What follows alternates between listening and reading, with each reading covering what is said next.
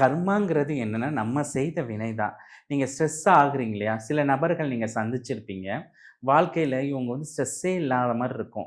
ஹேப்பியா இருப்பாங்க. இவங்களோட சீக்ரெட் என்ன? சீக்ரெட் என்னன்னு அனலைஸ் பண்ணீங்கன்னா, நீங்க உங்களுக்கு தெரிஞ்ச நபர்கள கொஞ்சம் ஆராய்ச்சி பண்ண பார்த்தீங்கன்னா, அவங்களுக்குள்ள என்ன இருக்கும்னா, எல்லா எஃபெக்ட்டும் போடுவாங்க. எல்லா எஃபெக்ட்டும் அவங்களோடது மாரி போடுவாங்க.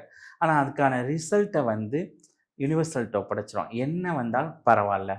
அது ப்ளஸ்ஸா வந்தாலும் பரவால்ல, மைனஸா இருந்தாலும் பரவால்ல. அது ஏத்துக்கிறேன்னு ஒரு கெப்பாசிட்டியோட இருப்பாங்க. அப்பேற்பட்ட மனிதர்கள் தான் அவங்க அந்த ரொம்ப அமைதியா, மனசு ஸ்ட்ரெஸ்ஸே இல்லாம இருப்பாங்க.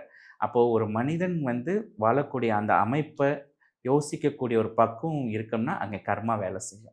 எங்க சுத்தி, அங்க சுத்தி நம்ம அந்த கர்மால வந்து நிக்கிறோம். அப்போ இந்த கர்மா எங்கேருந்து இயங்குதுன்னா, இந்த மனது. அப்போ ஒண்ணும் ஒண்ணும் பிரிக்க முடியாது. அப்ப இந்த மனசுல இருந்து நல்ல உணர்வுகளையும், நல்ல எண்ணங்களையும் இந்த பிரபஞ்சத்துக்கு நீங்க வாரிக் கொடுத்தீங்கன்னா, இந்த கர்மாவோட தன்மை குறையும். மத்தவங்களுக்கு பிரேயர் பண்ணனால நம்மளுக்கு என்ன கிடைக்கும்?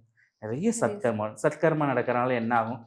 கர்மா ஆட்டோமேட்டிக்கா குறைஞ்சிரும். அப்போ கர்மா எங்க வேலை செய்யும்? உங்களுக்கு ஒரு நஷ்டம் தரணும் அப்டின்னா என்ன பண்ணும்? எங்க இன்வெஸ்ட்மென்ட் பண்ணி நீங்க நஷ்டம் அடையணும்னு இருக்கோ, அங்க கொண்டு போய் இந்த பிரெயின் யோசிக்கும். அப்போ மனது ரொம்ப ஸ்ட்ராங்கா இருக்கும்போது, மனதால புண்ணியம் செய்யும்போது, உங்கள அந்த மாரி ஒரு சூழ்நிலைக்கு கொண்டு போக முடியுமா? முடியாது.